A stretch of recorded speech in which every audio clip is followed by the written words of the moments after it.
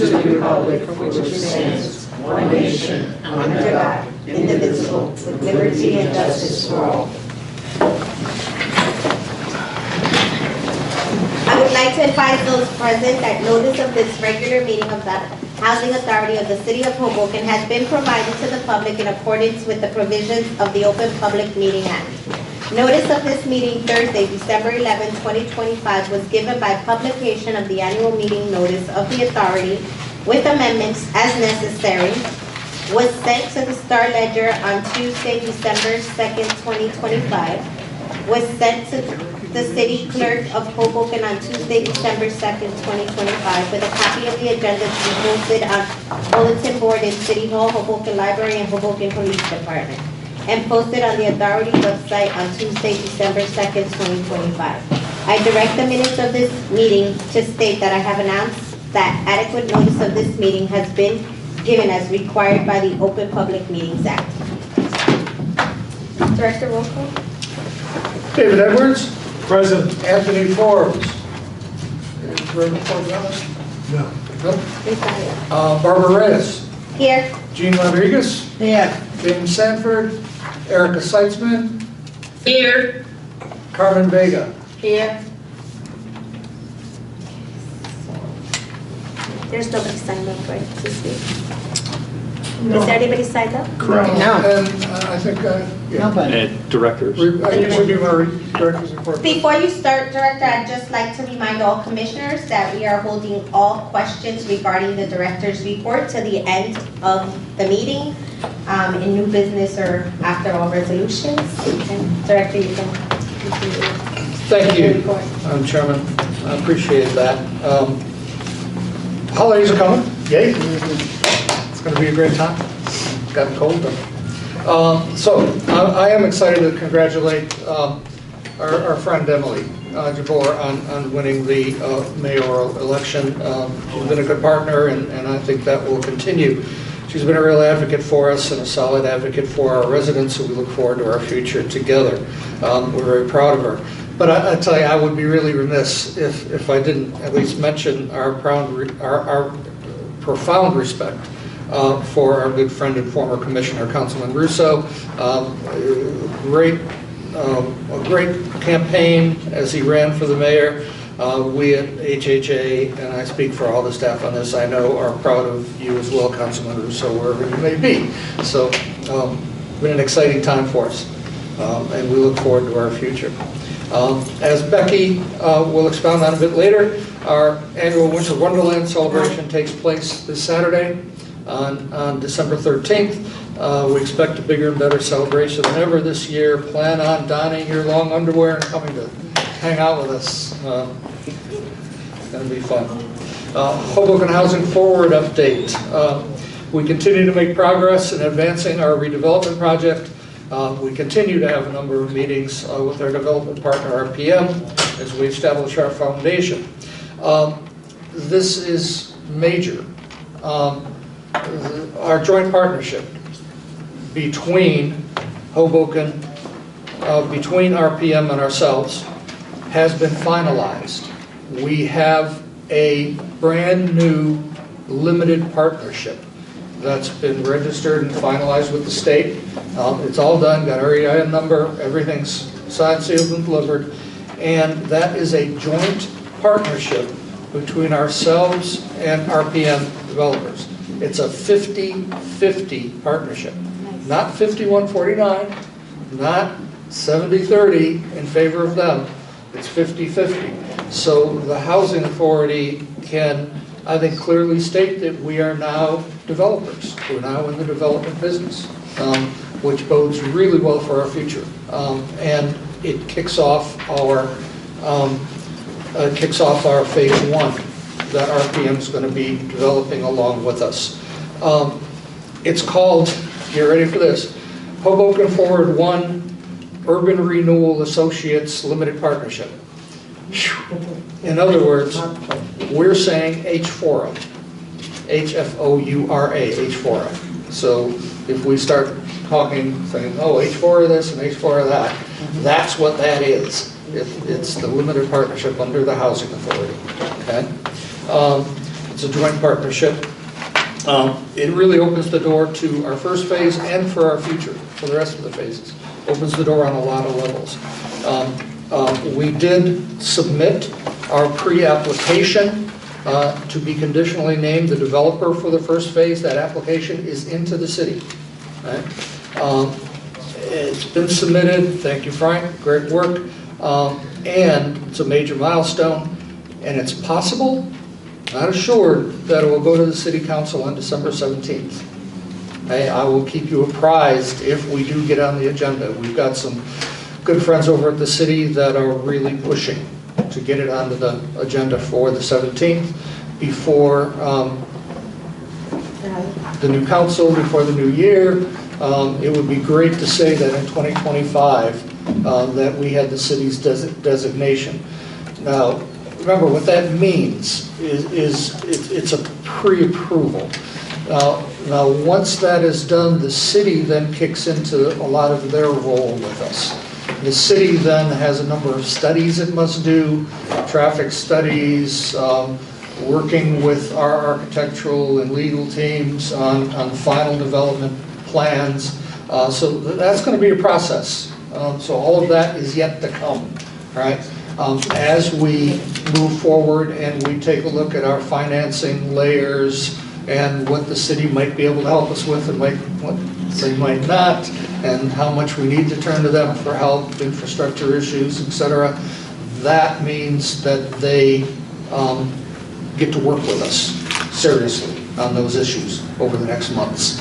The limited partnership will have to pay them an upfront fee for that, for their work there, and that's one of the first things we have RPM for as our partner, is we've got the land, they've got the money, all right? So they upfront that as part of their role in this process. So we're up and running. I mean, that's major. That's really, really exciting. We continue to review the possibilities of obtaining the Second and Harrison site from the city. Our next step is to bring in a land use engineer. There have been some questions, and we talked to the city, that the entire site may not be suitable for residential building. There may be a sliver or a part of that site that may not be good for residential. It may be good for parking, it may be good for walkways, it may be good for many other things, but we need a definitive answer on where that is and how much of it is. And if it's 70% of the site, then obviously it can't be done. But we need that definitive answer before we put any more investment in this thing, any more time into this thing. So we're going to be going out and bringing on a land use engineer that's familiar with that portion of land use and getting that definitive answer. So those are the steps there. Mr. Merchant, you want to add anything for us? Frank, before you start, I'd just like to put on the record that Commissioner Forbes joined the Zoom at 7:06.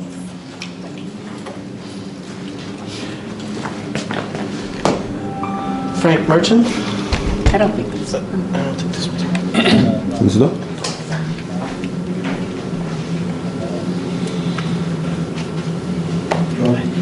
Okay, thank you, Frank Merchant. I want to start by echoing what the director said. Congratulations to Emily and to both the candidates. What a hard-fought campaign that was. We would have been winners either way because both of you give to the Housing Authority. So at least we had the right two candidates fighting for the top spot. So thank you for that. With that being said, what the director said, we are so excited because we pushed really hard this year, and in our wildest dreams, they would think that we'd get to actually even be able to consider the pre-submission within this calendar year. So the fact that it's a possibility, we're grateful to everybody that's helping us, because obviously you can't do that by yourself. That means that a lot of people really care for this project and want to see it through. So it seems like it's in the goodwill of everyone to make this happen right now. So we thank you for that. So if that is the case, we would be in front of the City Council on December 17th. What that would do is it would give it gives the city the information they need to know that we, meaning RPM and the Housing Authority, as a developer team, have the qualifications and everything needed and put in place to be able to be a developer. So they vet the developer, and that's what that is. That then unlocks mechanisms to start thinking about funding so that we can go to the next step, which is we'll be coming to you guys for that, which is our Section 18 application and our CHAP applications. You've heard that funny word, we're making the lasagna now. So it's the financial layers that we're going to be working on this year. Once we get through that, there's going to be money that's going to be exchanged from HUD to the city of Hoboken for the redevelopment. And so where we are now, and I think why it makes it so important, is because it's like anything else. Once money actually is exchanged, that's when clocks really start ticking, right? Up to this point, it's been all of us just trying our best to get to the table. We're at the table, and now money's going to be exchanged. Now we really have to hold each other to the fire to make sure that those timelines work, that we're keeping our eye on budgets, and that we're crossing every line that we have to make sure that we have. So I thank you. As we go through this process, we're going to be coming to you guys for you guys to be our second set of eyes, so we appreciate that. I know that you already do that, so at each step we'll be there. And that's it on the redevelopment. I know that there's other parts we'll come up for, but Thank you, Frank. And thank you for your work on this. If we do get to council, I'll tell everyone it would be great to see you there next Wednesday if that happens. Gotta get our cheering section here. Project-based vouchers, we're continuing to work with American Legion. They're still trying to finalize their financing package. So no real news or difference from last time on that. Our resident meetings, the resident advisory board meetings were held. We've actually had 2 since our last Board of Commissioners meeting. We've been working on a revision to the bylaws, a revision of community room rental procedures, special events at each site, and planning for the 2026 years, and of course intensive work on the Winter Wonderland, which is our biggest to-do coming up. We have had discussions on the relationship between management and resident councils, and last but not least, we do need a new election for resident council members at Harrison Gardens, because we have none now. There's none there. So we're going to have an election in January, just for Harrison Gardens, to make that happen over there. We're kind of having the president over at Andrew Jackson kind of speaks for them now, Joe, but we're hoping we can find some folks that'll run for Harrison. Part of the reason I think the RAD boards are busy is that they're doing more than ever, and I'm really proud of the leadership on every one of the developments. I think, Jeannie's one around the table here, and the other presidents and officers of the other councils we're finding a lot more going on. And I think the presentation by Becky a little bit later will show you a few of the good things that are going on that you may not see all the time. Also, I continue to meet with residents on a personal basis. Come on in and talk to me. Come on in for an appointment. We'll sit down with you if there's an issue. Just to report to you on what's happening over at Fox Hill, which we're the managing agent for. The trustees met on November 18th. That board has been very busy. We're working on revisions in the financial reporting systems, as well as work reflected in 2 resolutions you're going to see that you see in front of you tonight. One is to amend the bylaws of that organization, is one to amend the management agreement between HHA and Housing for Hoboken. These have been developed over a number of meetings under Commissioner and Trustees Trustee Edwards, who's been diligently working on this along with the rest of the team with great suggestions.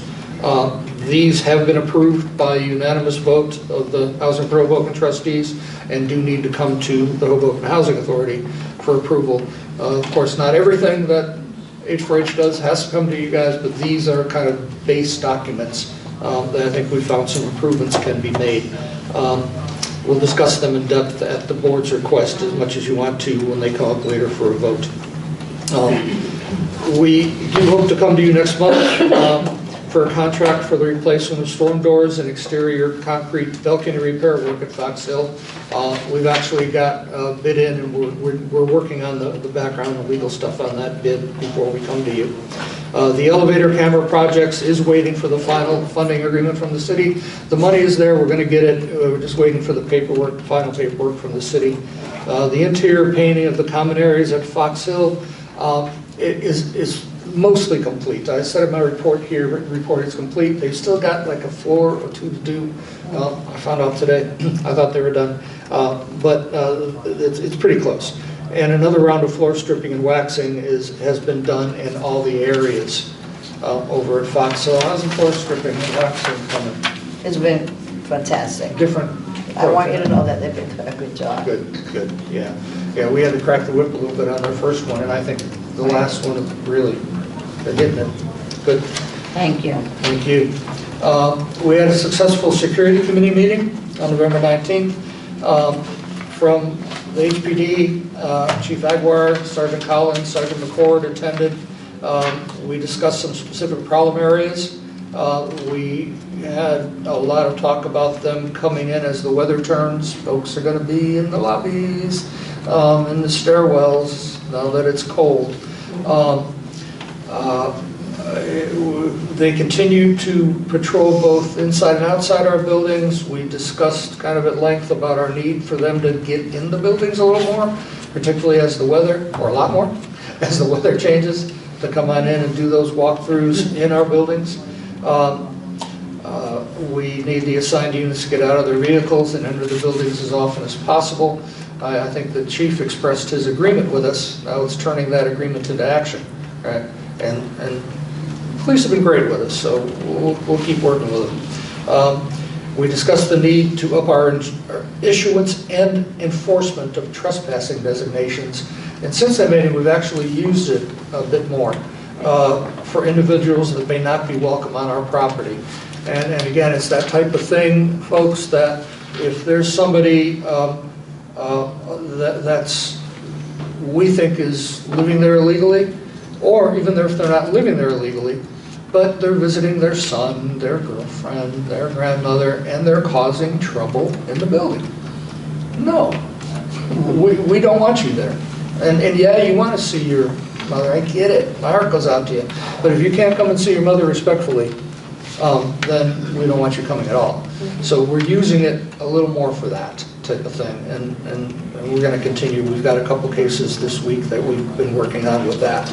And again, it's getting the right time to find that person, serve them with the no trespassing notice.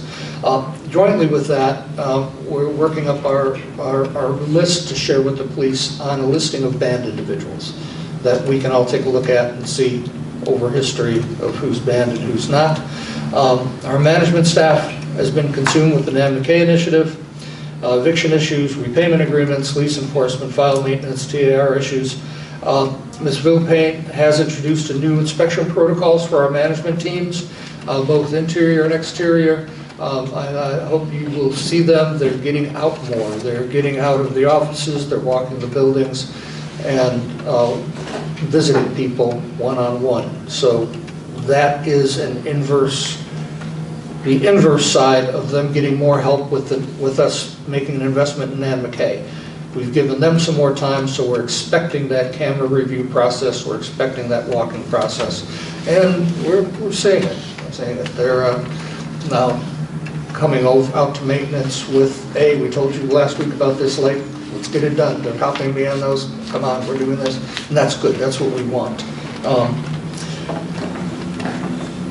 Management continues at a 97% occupancy rate in public housing, which is again excellent, just knocks it out of the park. A rating from HUD, 6 new lease-ups, 1 transfer, and 2 move-outs in public housing. At Fox Hill, a 96% occupancy rate, which again is anytime you're over 95, you're really good. And no real movement on move-ins and move-outs at Fox Hill this month. We have been looking at some new reports to better track our tenant accounts receivable balances and history. You've got some reports that are in front of you, and I think Yesenia and Frank have been working on those jointly, and I think they flipped a coin and elected Frank, because he's good at these things. Sounds good. Yeah, I shared it with you guys. I want to tell you what you're looking at so that the graph kind of makes sense to you. So I did attach along with it an actual Excel sheet. So this will be part of the monthly report. It's always going to, so right now it's from November 24 through November 25. Next month it will just drop 1 month. It's so that we can visually see the trend, right? So if you look at the actual physical graph, that top red line that you see, that is what we want to concentrate on. That is the 91 plus days. As we're working with Matt and Jasenia and they're getting their court cases ready, the families that are going to court first are in that bucket, in that group. And I believe, Matt, I'll let you talk about that, but there's a game plan for the next several months to kind of tackle the 90s. And then, so this, we'll see that on the graph. We'll see it month to month as we start to kind of get through those numbers. And the reason for this is twofold. We'll be able to see the progress that you guys are making, and also we'll be able to, in finance, on a monthly basis, do the write-offs that we need to do so that it comes off the top number. And we'll start to kind of find a way to make that more in real time as we go throughout the year. So this was, I will keep adding, if you guys take a look at this report this month, and I'd love any feedback, anything else that you'd like to see on it, and then we'll keep building on it month after month until we get this report to whatever you need. If Matt, if you see anything that you'd like to see here as well, Dave, whatever, let me know and we'll keep. But right now, this is public housing, active tenants only. The total number that you're looking at here is only rent balances, no other balance. So this is rent, active only. If we were to look at the total number, it might be a little larger, and we can look at that. So I want you to know what the number that you're looking at is. It's active tenants, rent only, and repayments. So that's what this total number is. So let me know if you have any questions. This includes folks that already have a repayment agreement with us. The total balance will. Yeah. But this technically is not the total balance. So what this is just the people who are in any of these buckets. So 0 to 30, 31 to 60, 61 to 90. So the people who are on time don't show up on here. There's no other. Right. So what I would like for you to see, just visually on this graph, is that if you see the top graph, yes, it took that big dip in the middle. What that was, those were repayment agreements that people entered into. It made it drop, and then they defaulted on the repayment. So that's why it drops and then comes back up, right? Now, what's most notable to me is the bottom numbers, is that if we can control and if we can take care of, and what we're working on now, those 90 plus, the other numbers seem pretty steady. And the forecast on that is that once we get the big numbers out the way, we will be in a reasonable place. And then we will, like you said, we can go back to the olden days when we were seeing in court was the 60 days, not the 90 days. And that'll make it a lot better. That'll just get us to a point where our balance is significantly lower. And hopefully along the way, what we will have is some repayment agreements that actually generate income as opposed to write-offs where they leave and we don't get any money, and it's just, so our goal is that we do get people to stay and that we get repayments.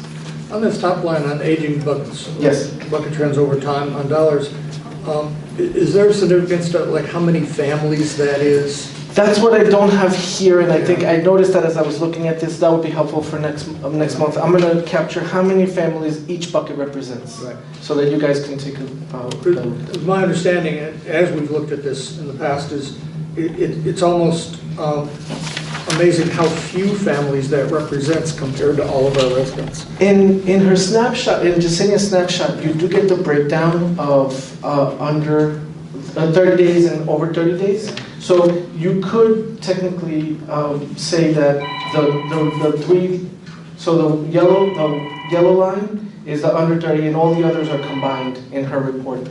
But I will make that part of this so that you can see a number that each bucket represents.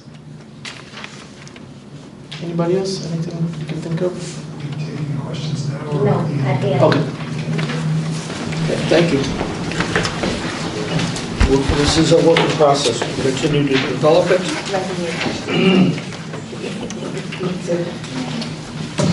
Do you want me to, can I add one thing to that, Director? Please do. Actually?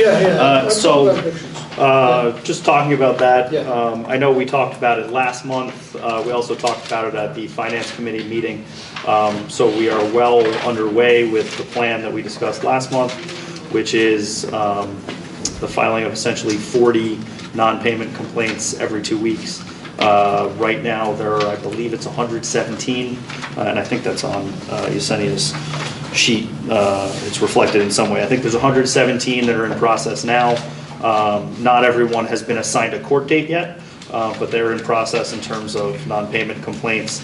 There will be another set of 40, one more set, if everything goes according to plan, before the end of the year, and then it'll stay on every 2 weeks for the next few months going into the new year, when hopefully towards April, maybe a little bit, maybe May, we'd be back on track to do whatever comes up in that 31 to 60 time range every month. So you'd be seeing a smaller number each month going to court starting in May or June of next year.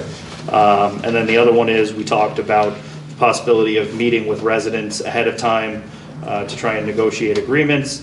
We had our first meeting, Yesenia, Jimena, and I met with a group of tenants. I believe there were 12 who showed up. On Monday, we negotiated agreements with all of them. They're not finalized yet because they have to be approved by the court at one of our court dates, so those will be approved sometime in January. There's a few on the 14th, a few on the 15th, excuse me, a few on the 29th. So not when we come back to you for the board meeting in January, we won't have agreements signed. But the hope is by the time we get here in February, there will be a number of agreements signed and approved by the court. So that we would be well underway with those when we come back to you in February. We'll have obviously a report for you in January, but they won't be approved until at least February. That's all I have. So would you think, Counselor, that the number of court-ordered repayment agreements should get significantly higher as we go by the next few months? Yes, this first set of court dates in January, particularly the first about 20 or so, I think it's 18. They are people who have large balances who we believe either have skipped or maybe have passed away. We need to get possession legally of the apartment. So with those, there won't be repayment agreements necessarily, but particularly the ones starting at the end of July, end of January, that's when the repayment agreements should pick up substantially. Yeah. And normally what we've done, just to go back over it, is we normally have a family that's in arrears come to see us, and we have been doing repayment agreements with them. And In-house. In-house, yeah, I was getting there. Sorry. In-house repayment agreements that haven't gone to court, but they've been our agreement. Come on in, we'll talk to you, and you want to make up for this couple $1,000s you owe us, let's put you on a payment plan and do that. And many have been okay with that. But the ones, once a family defaults on that, then I'm headed to court, right? Then we say we've got to meet with the attorney. We got to sit down with the attorney. We got to write up a repayment agreement that's now going to be between you, the family, and the housing authority, and the judge, right? So if you default on that one, we're going to take possession of your unit. And so I want to give people chances. We don't want to evict people. We don't want to have people on the street. But so my approach is give them a chance. Come on in, do a repayment agreement in-house. Let's see if you can do that. If you don't do that, well, you've had that chance, and now you've got another chance ordered by the judge, and the judge is watching it, and if you can't do that, it's time to go. So that's where we are on those now. Okay. Over on the maintenance side, the protective scaffolding along Jackson Street remains in place. We have had a thorough inspection of the facade from an engineering firm familiar with the type of issue. a scope of work and a cost estimate is being developed. We're getting a couple of opinions on the best approach. And there are a couple of opinions on the best approach, and it is a difference in a lot of dollars. We can take down literally half the wall. Some folks don't think we need to take down half the wall, that there's an easier way to do it. There's also a proposal that puts a stabilizer wall inside a unit outside that wall that would go right up against the windows. I'm not super happy with that because it intrudes upon the living space. So where we are right now is talking to a couple contractors, the engineering firm, trying to figure out the best path forward. In the meantime, I'm very comfortable with the protection from the, excuse me, the skywalk over there, the scaffolding. But we're moving forward with that, but it's taking a little longer than we wanted to, but we're protected. We actually had a crane, a lift, one of those lifts out there a couple of weeks ago, and the architects and a couple engineers went up there and took a close look at everything. So we're turning over to make sure that thing gets safe and doing an inspection of the rest of the buildings to see what's happening, if there's that problem on any of the other buildings. There are tie-ins back to the structure on that facade. And again, that brick is just a facade. It doesn't hold up anything. It's just a facade. And over the 70 years of these buildings, water got in there, started to rust out some of those tie-ins to the main building, and they rusted and they are eventually getting weak in there, and that's what happened there. And then it gets cold, it freezes, water pushes it out. So that's where we are on that. Our elevator report is attached. Our 310 Jackson elevator is still down.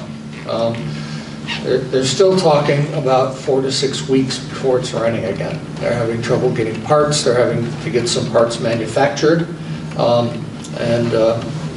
It's a big problem with these old elevators. I'm not inclined at this point to do new elevators in the buildings because we don't know how long the buildings are going to be there. So it's one of those types of chicken or egg.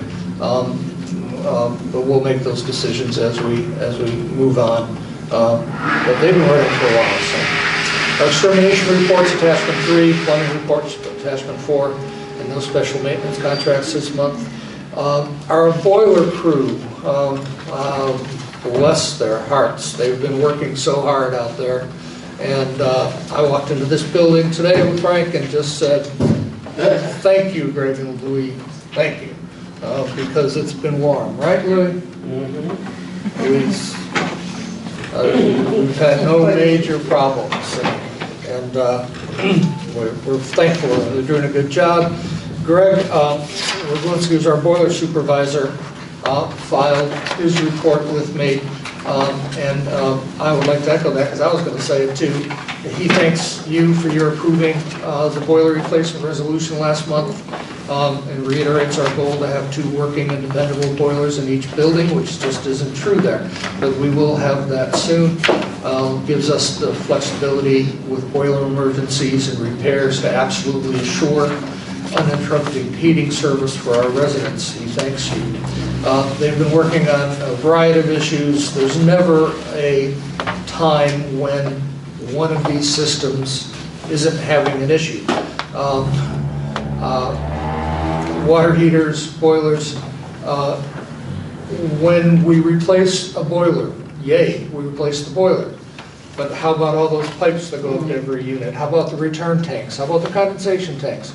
How about the gauges? How about the steam traps? So there's a lot more to those systems than just that fire there. And it's great to have the fire there, and that's the main, but they keep really busy dealing with steam. We had one this past month with a steam leak, a pipe leaking behind a wall. We had to take the whole wall out to get to that pipe because it was back there leaking steam. and getting it wet. And of course, we don't want that, so that's a real challenge for us. On finance, our consolidated operating budget to actual statement through September is attached to my report. In addition, finance is working on the procurement committee budgets and professional service contracts. Some are currently out for RFP and should be to you hopefully soon.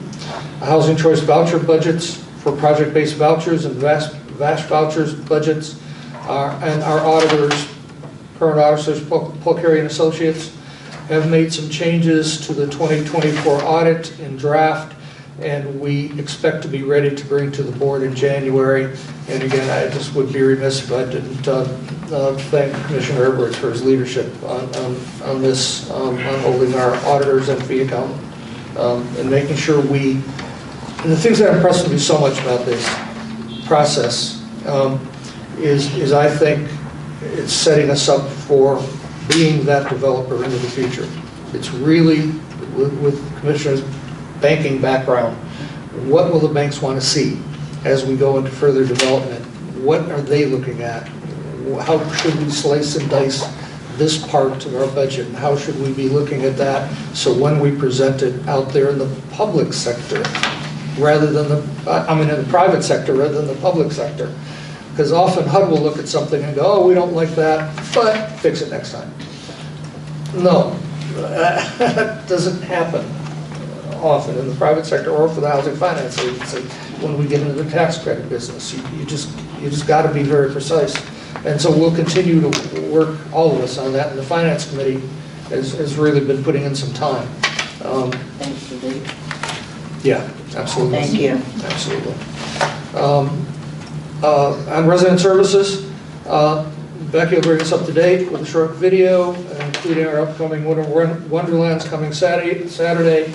I did put down a link, kind of long, but for you to see it at home if you wish. But we're going to play it now, I think. Hoboken Housing Authority Jump in.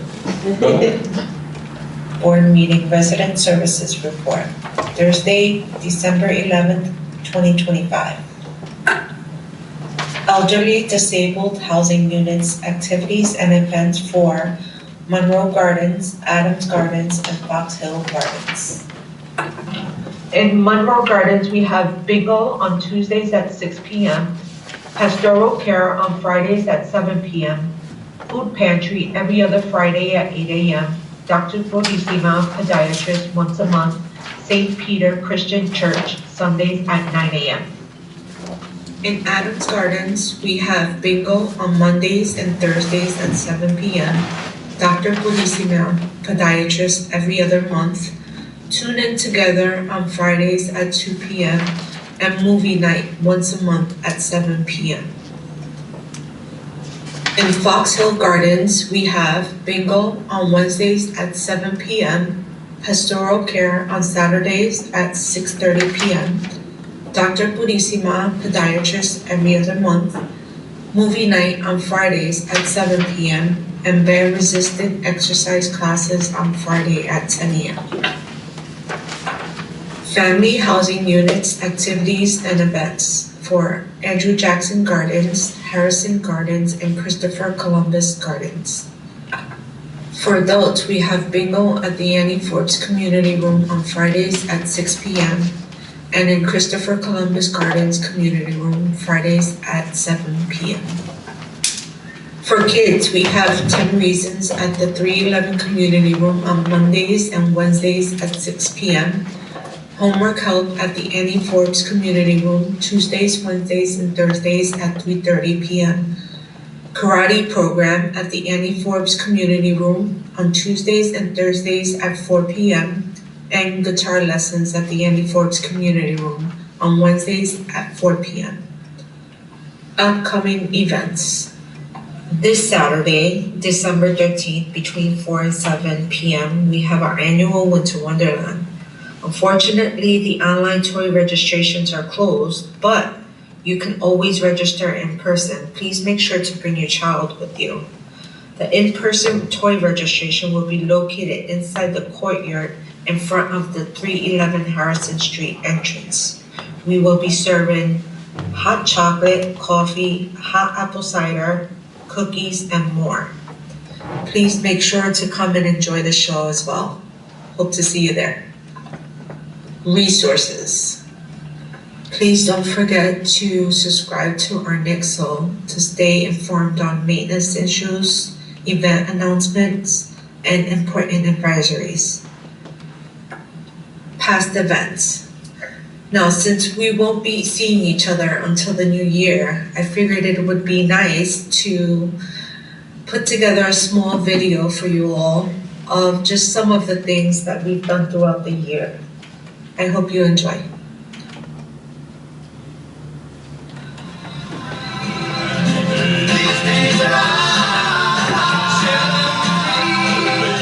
Black, gray sky, hello blue.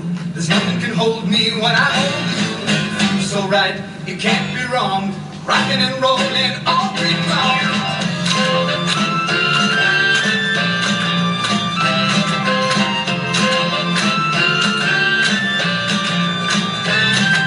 Sunday, Monday, happy days. Tuesday, Wednesday, happy days. Thursday, Friday, happy days. Saturday, what a day.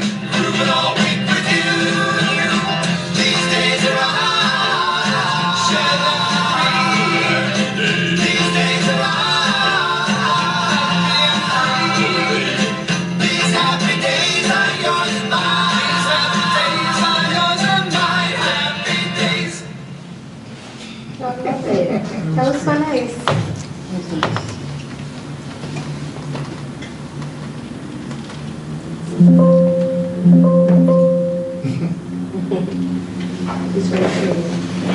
All right. Becky, thank you. Yes. You're welcome. I'm glad you guys enjoyed. Absolutely. Good work. The Thanksgiving lunches and activities were tremendous, I thought. Really good this year. Really proud of the folks that worked so hard from the food pantry as well. They had this place, or 221, full, and made it happen through some challenges. The residents were all involved on some level at each site. Familyhood did a food giveaway from the resident organization. Hopes did another food giveaway. We just really, yeah, tremendous. Yeah, just tremendous. So thank you all. So just in closing, and just as in Becky's video right at the end, I'd like to wish you and yours a fine holiday season since it's the end of my report. And thank you for all that we've accomplished in 2025. We've got a great year coming up. That'll finish my report. Thank you.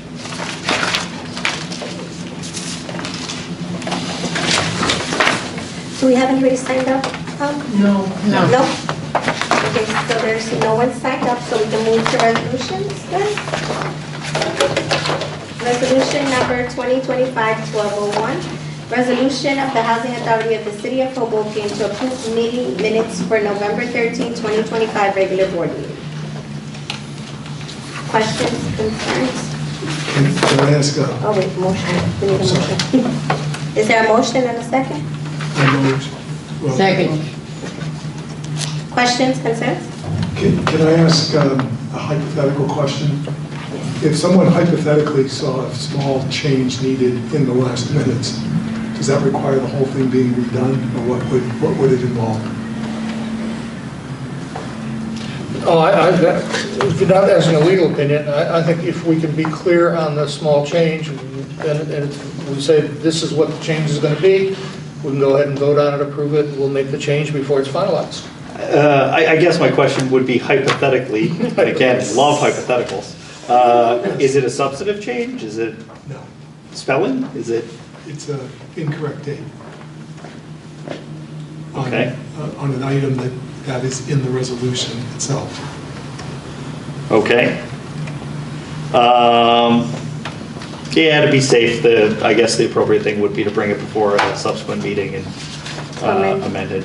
All right, then, if you go to 2025-1101 in the minutes, it's the first page, it's page 2. We authorized and accepted at the November meeting the October minutes, not the November minutes.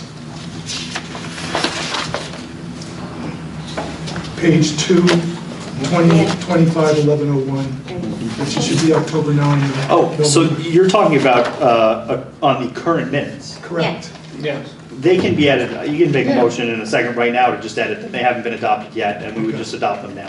Great, then I move that we change the date on 2025-11.01 from November 13th, 2025 to October 9th, 2025. Second. You can take the roll. Ready? Dave Edwards, Yes, Anthony Forbes, Barbara Reyes, Yes. Jean Rodriguez, Yes. James Sanford, Erica Seitzman. With us, Erica? Yes. Oh, I read two. That was Rex right. said yes. Yes. Erica's on Erica mute. didn't answer. Yeah, Erica hasn't answered. I know she's probably having a hard time. You can, I mean, if she wants to, she can, but you have the votes to Yeah, we have motion and passes. Carmen Vega needs to. And Carmen Vega? Yes. Now do we have to make a resolution to approve the minutes? So there's already a motion and a second. Now it would just be if there's any other discussion. If not, you could take a vote on adopting them as amended. Okay. So moved. Second, Second. and now we roll call. Discussion? David Edwards? Yes. Anthony Forbes? Yes. Barbara Reyes? Yes. Jean Rodriguez? Yes. James Sanford, Erica Seitzman, Yes. Carmen Vega. Yes. Resolution number 2025-1202, resolution authorizing the payment of monthly list of bills for the Hoboken Housing Authority. Motion. Second. Questions, concerns? I have a question. Commissioner Edwards? It's probably for Emil, but I guess I'm directing it to the director. Please. Legal number 1, it's in connection with the redevelopment. So will it be reimbursed then when we get reimbursement for pre-development costs, or is this something that we're paying for? Or, Yeah, on the, any work done for redevelopment, we're keeping separate track of and will be reimbursed when the deal's done. so number 1 then will eventually be reimbursed? Is all of that, Emil? On number 1?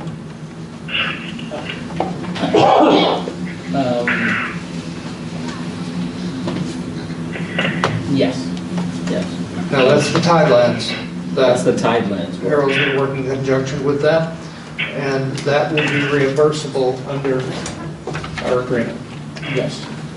And there's any doubt about it. Just wanted to, And I think Harold can provide some color. He's actually on Harold, do you want to address by that? phone. Sure, I'll be glad to, folks. Good evening. Good evening. Good evening, Harold. I think we're talking about 2 different items. Just to clarify, our legal bill will, starting with the legal bill that dates from the period of November 16th to December 15th, the one that is before you tonight, has been crafted with separate matters for the RAD in general, which will not be reimbursable out of the new project, and the new project itself, which the authority intends to ask for reimbursement on. I believe also Commissioner Edwards that you're referring the reimbursement for prior expenses. We established in the MDA that the prior expenses would be reimbursed at the rate that is in the MDA for the start of the period of time that we worked on RAD up to the point where we agreed upon the amount. I believe that answers your question on our bill, unless you have anything further on that. Actually, I hadn't asked a question about your bill. I was asking about line Okay. item number 1.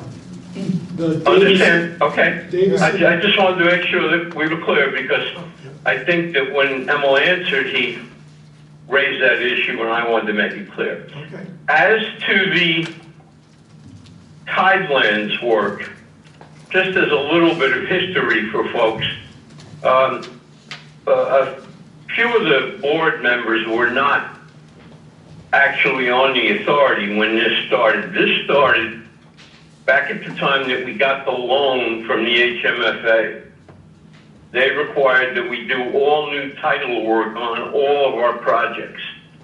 And in the process of doing that, it was determined that an action by the state of New Jersey in the 90s to create new maps showing water flow, and that's going to come as a surprise to you back where we are, but I'll get into that in a second, was taken. And essentially what the result was is that they asserted an interest for tidelands based upon water flow. They have a constitutional right to do that, but it took an awful lot of people by surprise. And on those maps are all kinds of what they claim are water flow. There's no water there now, hasn't been for many, many years. They created these maps without a lot of input, with very little challenge, and came as a shock to folks. And no one did much about it. In the case of the authority, we'd already developed all our property years before there was any consideration of it, water flow. But now the state, in their infinite wisdom, wants to get paid for their interest in our property. And that is true with respect to everybody's property in Hoboken up against the Palisades. You would think that it would be with respect to the property over by the river itself. And there is some of that, but not much. It applies to the property behind because the water used to come off the Palisades 150, 200 years ago, and to some extent collected. And it's possible, if you go back and look at very old pictures or maps, you will find not so much where our property is, but further to the north, significant water that had collected. There was a little lake up towards the viaduct. Now, that hasn't stopped anybody from developing things. But going forward, if you're going to build a new $100 million, and we're going to ultimately do more than 10 times that project, we need to get totally clear title with title insurance. There were 3 separate locations. One being Adams and Monroe, because that's 1 amp. And we cleared that interest because of the arguments we made for a modest amount of money, $1,000 that we had to pay the state. This other property is going to go to private developers. It's going to get developed very extensively, and we're going to need to clean it all up. So back before we even did the HMFA loan, we hired one of the 3 specialist lawyers in New Jersey that does this Tidelands work, and is fully schooled in it. They got the first grant for the $1,000.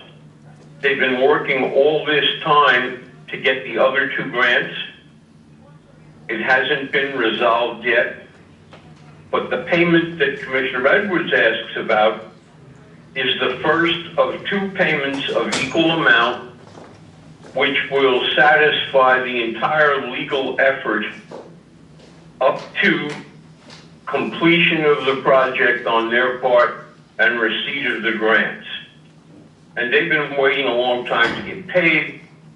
I negotiated their numbers down. They were very good with respect to that negotiation. They cut off more than half of what they were looking for. They have been paid something already out of the HMFA job. And with respect to the issue of reimbursement, there is a provision in the MDA for a special payment with respect to the land lease. Frank and I have been working on how to present that to RPM, and it will either be a straight 50% reimbursement, which would be helpful, but half of that is ours, or Frank and I intend to start with the argument that this is a land cost related to the land provision in the MDA, where they're supposed to give us money anyway in excess of this significantly, and that's how we're going to initially present it. So the long answer to the short question, Commissioner, is we expect this to be reimbursable, yes. Thank you. Thank you. Any more questions? Yeah. Page 2, number 47. There's no question on the fee. I don't think, unless I missed it, you didn't mention anything about the dumpsters. And I just know the rats is a huge issue for someone sitting to my right and other residents. And I'm just curious what the latest is on the dumpsters and the rat remediation. Sure. We had another meeting with the city this past month, finalizing all of the locations of the new dumpsters that are going in. The city has given, we have given the okay to the contractor to order the dumpsters. They have to be manufactured, and they're going to be about a 4-month manufacturing process. So the last piece of that, and we're pushing a little bit, is that the city has to decommission through the council a number of parking spaces around us. That's going to be a bigger problem. So that is going to be a conversation. But we and the city know exactly how many, where, and exactly where. We've talked to planning about the scope and what we have to do. So if for any reason that didn't work, we think it will, but if for any reason that didn't work, we'd have to push them back onto the sidewalk area and or build some new pads, concrete pads on our property on the lawn areas. Like take 6th Street, for example. When you're coming up 6th Street, if we can decommission a couple parking spaces there, they can go in the street, which is what we want, and actually what the administration wants. But if that didn't work, we'd have to go back there along into the lawn areas, construct a pad, and put them on the pad with a ramp there so that the city guys, when they come and pick up the trash, can go in there and pull them out and do that. That is not what we want, and the pads are expensive. So that's where we are. That's where we are. So everything's moving, but it's off like a herd of turtles. Thank you. I have 2 more questions. Item number 82, it's the flood insurance. It says like MG, I'm sure that's Monroe Gardens. Yes. So we'll be getting separate bills for flood insurance for all the other buildings? Those are typically renewed as of October 1st. So this is an annual fee then? So, yes, but the Monroe Gardens the term is different. Monroe and then 400 Harrison and 401 Harrison have separate terms. I believe this is a January start, and we did pay this invoice last month. However, there was an adjustment because an appraisal was done, and so they had increased the premium on it. And is there a reason why they're not all done at the same time? I've tried to get them to be all on an October 1st start date, but I haven't succeeded in that. And then my last question is on the Housing for Hoboken list. On item number 17, it says CFP. It's not CFP. That's my mistake. I'm sorry? That's my mistake. There's no capital funds at Fox Hill, so that should not Right, be there. and CFP stands for Capital capital, Fund Program. and there's no capital fund for Fox Hill, so That's it correct. can't come from there. Right.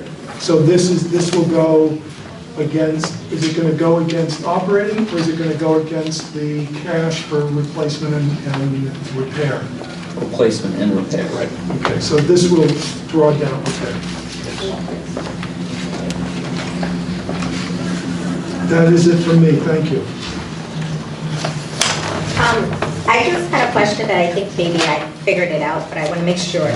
So there were several checks that I signed going to specific individuals, and it's saying, according to the list of bills, it's a reimbursement. Does that happen every year for retirees? Or is that something that just happened? It's 98 and 99, and I'm just saying because I just signed some of those checks and I had never seen it before, so I just asked you. Yes, it does happen every year. Every year? So 99 is for a 6-month period. It's about Medicare and hospital benefits. What am I doing? Do I not have all the pages? No, it's page 3. Page 3 of the regular bills. Oh, you know what, I just didn't pull it out. That's me. I think it's there. The funds. Yes, I do. Okay, I'm sorry, you were talking about 98. 98 and 99. Sorry. Okay. Okay, that was it. That was my only question. Legacy costs. Yeah. So if there's no further questions or concerns, can we call the vote? David Edwards, Yes. Anthony Forbes, Mr. Forbes, Commissioner Forbes, are you there?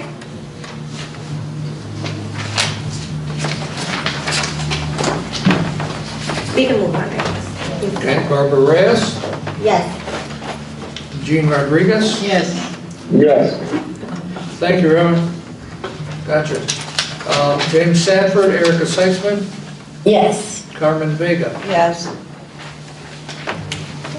Resolution number 2025-1203, a resolution of the Housing Authority of the City of Hoboken to renew membership in the New Jersey Public Housing Joint Insurance Fund. Motion. Second. Questions, concerns? Director, could you call the roll? David Edwards. Yes. Anthony Forbes. Barbara Reyes. Yes. Jean Rodriguez. Yes. James Sanford, Erica Seitzman, Yes. Carmen Vega. Yes. Resolution number 2025-1204, resolution of the Housing Authority of the City of Hoboken designating signatories with respect to PNC Bank. Motion. Second. Questions, concerns? No, I just want to add my appreciation for everybody's patience with me going through this and all the different edits. We finally got there, and I appreciate everybody's effort and willingness to slog forward in getting this done. But thank you very much. It's exactly as I had hoped it would be. And thank you. Director, you can call the vote. David Edwards. Yes. Anthony Forbes.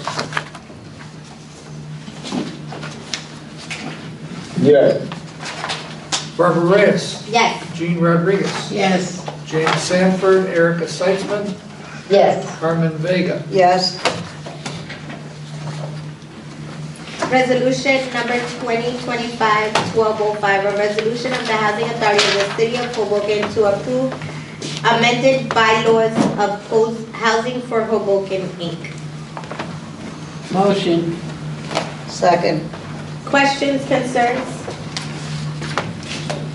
Director, call the vote.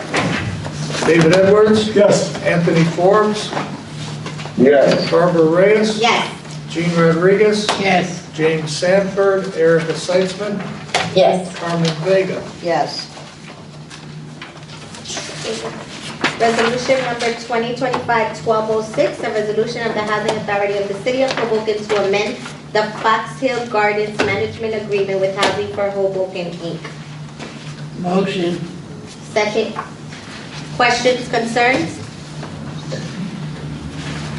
Director, call the vote.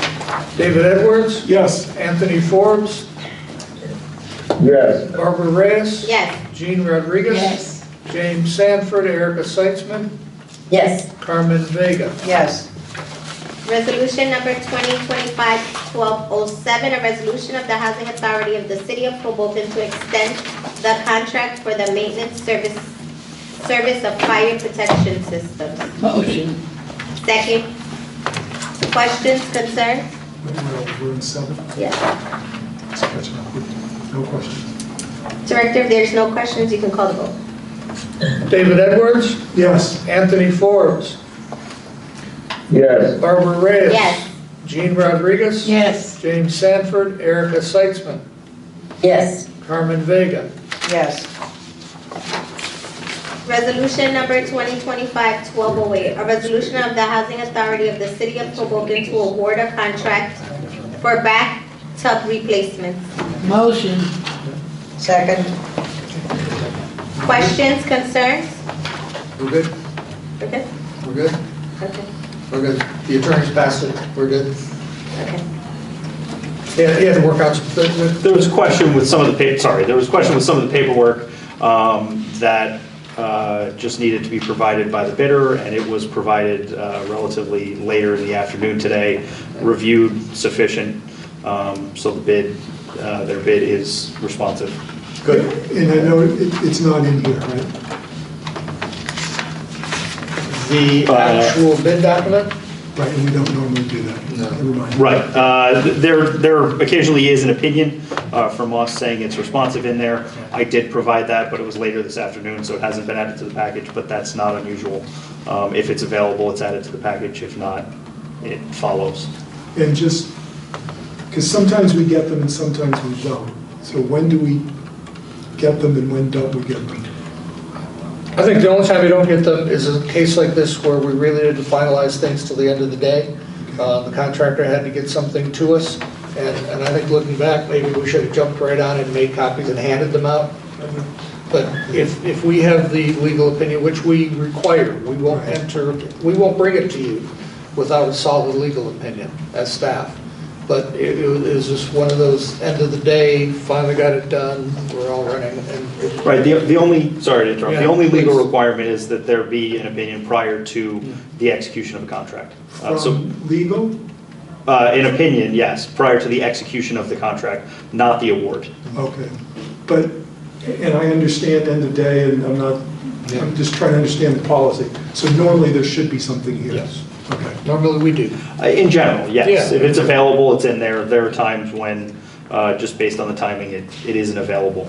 But my understanding, and Emil can just confirm this, is it's always done prior to the actual execution of the contract, which is the requirement by law. And I wasn't talking about the legal opinion, I was talking about the bid itself. Oh, yes, the bid itself is not normally included. Yeah, we don't normally include the bid.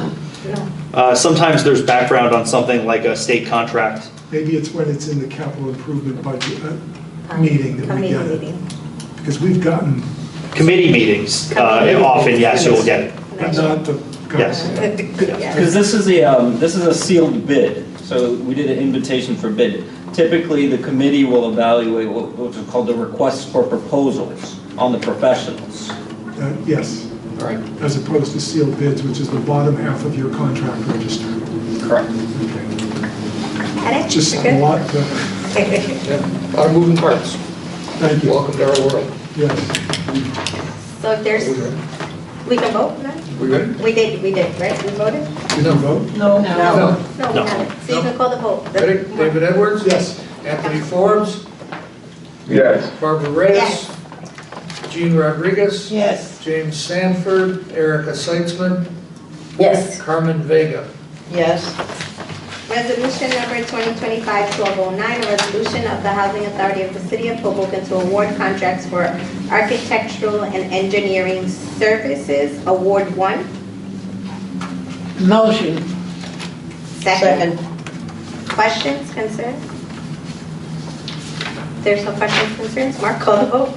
David Edwards, Yes. Anthony Forbes, Yes. Barbara Reyes, Yes. Jean Rodriguez, Yes. James Sanford, Erica Seitzman, Yes. Carmen Vega. Yes. Resolution number 2025-1210, a resolution of the Housing Authority of the City of Hoboken to award contracts for architectural and engineering services, Award 2. Motion. Second. Questions, concerns? Director, call the vote. David Edwards. Yes. Anthony Forbes, Yes. Barbara Reyes. Yes. Jean Rodriguez, Yes. James Sanford, Erica Seitzman, Yes. Carmen Vega. Yes. Resolution number 2025-1211, a resolution of the Housing Authority of the City of Hoboken to award a contract for fee accounting services. Motion. Second. Questions, concerns? Director, call the vote. David Edwards. Yes. Anthony Forbes, Yes. Barbara Reyes. Yes. Jean Rodriguez, Yes. James Sanford, Erica Seitzman, Yes. Carmen Vega. Yes. Resolution number 2025-1212, a resolution of the Housing Authority of the City of Hoboken to award a contract for special legal services repositioning of public housing. Motion. Second. Questions, concerns?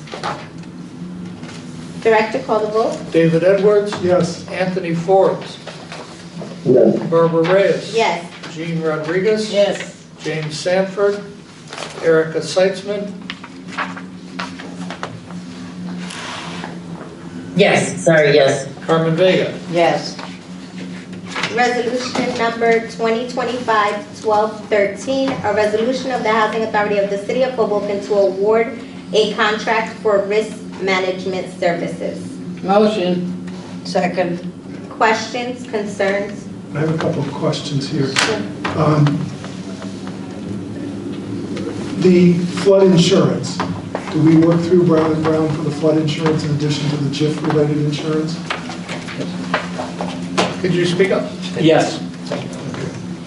And then the other is just more a comment. I know we're going through these fast, but we spent a considerable amount of time in the Finance Committee reviewing each of these and looking at these proposals. So I appreciate your votes, but they were looked at in depth. I just want to, and you said that in your executive report. I just want to reiterate it that there was extensive review of these proposals.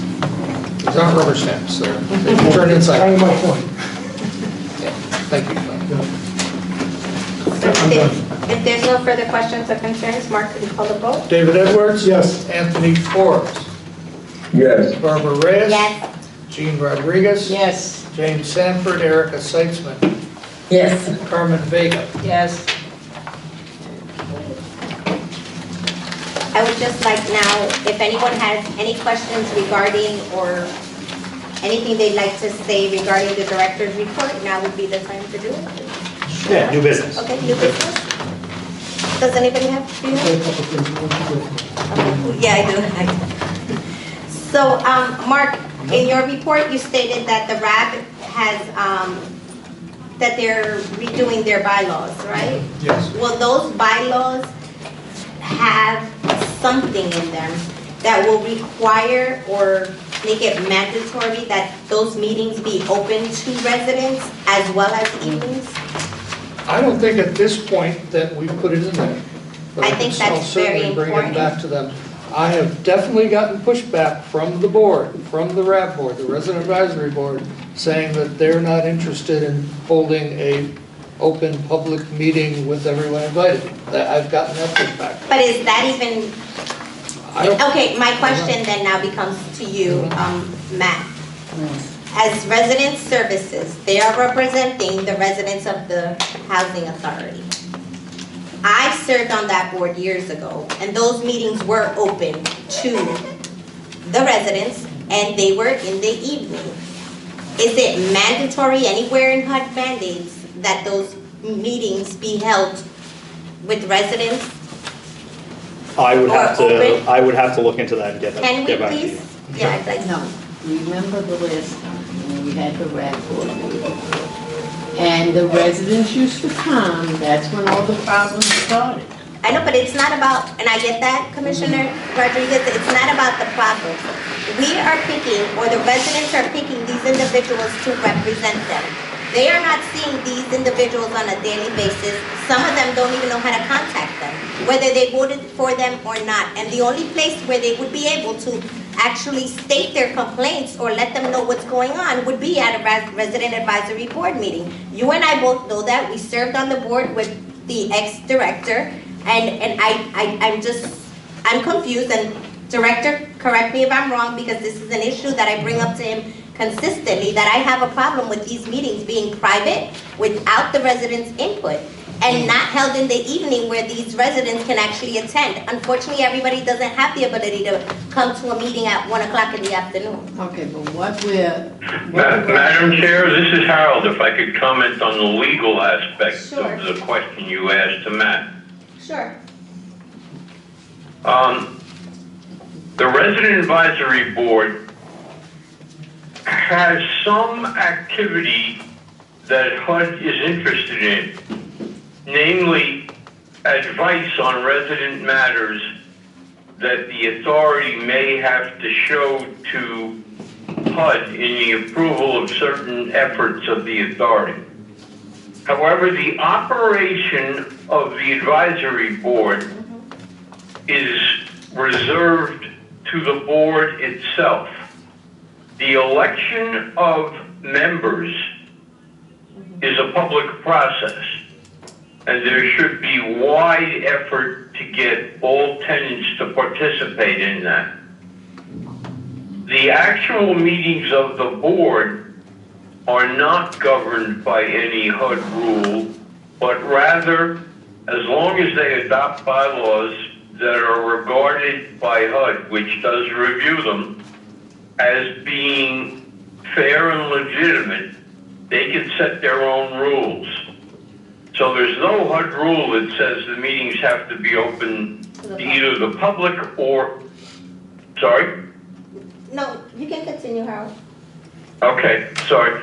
Either to the public or to just the residents portion of the public. Okay. If you wanted to have that established, my advice is that you ask the board to have you present at one of their meetings and make that argument. It's perfectly appropriate for people to ask to attend to make arguments. And the other thing which you say, which I think is something that the authority definitely should undertake, is that there ought to be some sort of list by project of individuals who are involved in the resident advisory board as tenants and how they can be contacted. Now, some of them may want to keep certain things confidential, but I think it's perfectly legitimate that the authority emphasize that tenants be able to contact them in some manner, writing, email, phone, whatever, with concerns they have. Even if after the discussion you have with them, they don't want to open the full meetings to the members of the public or to the tenants, I think that it's totally appropriate that there be some way for tenants to be able to contact them. I agree with that. And could the board of, okay, so I get that you're saying that HUD doesn't mandate, but if, as the Board of Commissioners, if we wanted to pass a resolution to state that we would want that, would that be something that we're capable of doing or not? Not in my opinion, because I believe that even HUD takes the position that that board should be independent of direction from the authority. They don't want the appearance that the tenants are being directed by the authority. That historically has raised an issue with HUD in terms of the influence the authority may have on the veracity of tenant opinions. So I would advise strongly against such a resolution. You would advise it, but it's not something that couldn't happen. And then when you're saying that that board should be independent, then the stuff that is being brought to them shouldn't come from the authority. It should just come directly from them, is what you're stating. Well, no, the authority definitely has an obligation to give that board input, and as I said, to some extent, to get the board's position on certain issues, such as the redevelopment itself. But the authority shouldn't be running the opinions of the resident advisory board. I don't believe that that is something that HUD would support. And if you wanted to adopt the resolution nevertheless and present it to the board of the resident advisory board as the sentiment of the commissioners, that would be appropriate, but I think it has to be made clear that it's not a direction, it's a suggestion. And if they said no, there would be no recourse. Yeah, no, I get it. I get it. My concern again is that these are residents that are being put in these positions to serve the residents of the housing authority. But when you're not, Jeannie, you and I don't have that problem. Everybody knows us, they know our number, they know our emails, they can get in touch. But I can tell you myself, I wouldn't know how to get in touch with half of those individuals that are on that board, nevertheless even know who all of them are on the board. And I'm a resident here. So this is where, if this is happening to me, I can imagine we have 1,300 and something units, how many other residents are going through this? So there's two suggestions that I should take back to them, we. One is, again, and I have gone to them and said, how about a public meeting where we hold that? And it's very clear. The second would be simply a very clear listing with contact information of every officer on every resident council. I think that, to me, that's an easier ask. And I think perfectly appropriate. Because when we have our meetings, Mr. Recco's there, all the managers are there, isn't it? So what we have to discuss, we discuss it with them about our residents. And then, like, we tell all the board members of the RAD board that whatever we discuss there does not go outside. But it has been going outside because the residents come back and tell me. So, you know, like, oh, I know what you're talking about, you know, and it's not. Well, I guess some residents get more than others.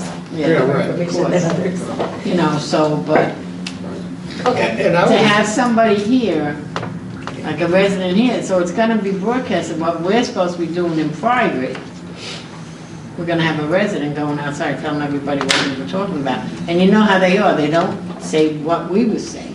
It goes like a whole mile long of what we didn't say. But now, do the RAD board members have meetings with the residents that they represent before they come to these meetings? some do. Yeah. Some do, but not all. And we should, because if you're representing a community, your feedback is based off of what they're They saying have to to you. have the meetings like in their buildings where they are. Yeah, but you are in your building, she's in her building. Andrew Jackson has, how many buildings? 19 buildings, and we have north and south. But So that's- those resident advisory But board they have the members, 311, they have 411, they could use those community rooms. that's what I'm saying, but that's not happening.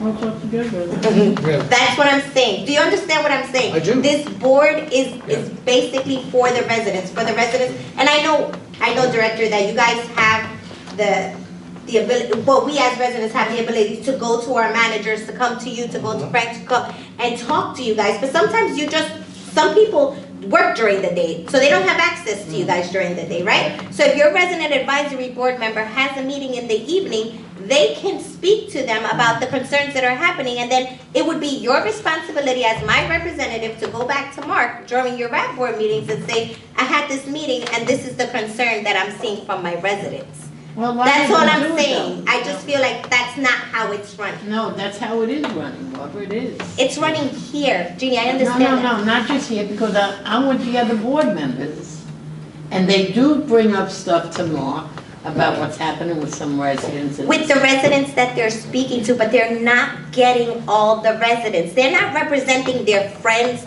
or their neighbors. They're representing a whole, like, there's 19 buildings. So I get it. They may get their building. I agree with you, Barbara. Chair, I agree with you. They get their building. You're getting your complaints, right? You're getting your complaints for your building. Now, what happened to the other 18 buildings who can't get in touch with you because we don't have an information for you and can't make it to Mark or any of the management during the day because they're working? That's what I'm saying. You guys, yes, I do believe that the senior buildings do have your meetings. You guys get the input from your residents. That definitely does happen. I'm not arguing that. What I'm arguing is that that's not happening in the residential buildings. And it just needs to happen. And again, I'm just saying it from a resident's perspective. I'm not even talking as a commissioner right now. I'm just saying it from being a resident and knowing what the residents complain about. Because we get those complaints. I know. I do know, if I could say something, I do know that at Fox Hill, they have their meeting, and George has it at night, so he could relate whatever information there is. But I do also know that Lydia has her meetings and George is there as well, and she just had one 2 days, I think, sometime this week she had it at 2. And George will have his at 7 o'clock because I do attend, because I want to know what goes on, any information that you have to give us tenants. But I do agree with Barbara. Barbara's saying that. That's up there, that's at 7 o'clock. Right. Okay, over here, the residents over here don't come out at 7 o'clock. If you don't do it in the daytime, you're not getting them. But at Fox Hill, they have 2, is what I'm saying. They have one that Lydia held, and that was at 2. That's what we have. And then, We have the same thing here. right. Yolanda But has on top of that, George will have one at night because there are residents that do work. And I'm not arguing that. You're No, absolutely no. right. The And I senior agree. buildings are amazing with that. You guys are. You guys communicate. I'm saying about the residential Right. family buildings. That does not happen. I agree with you. And that needs to happen do because know. you're not representing just a small group. If you're Right. Andrew Jackson, you're representing a large group of people and everybody should have an input or have access to you.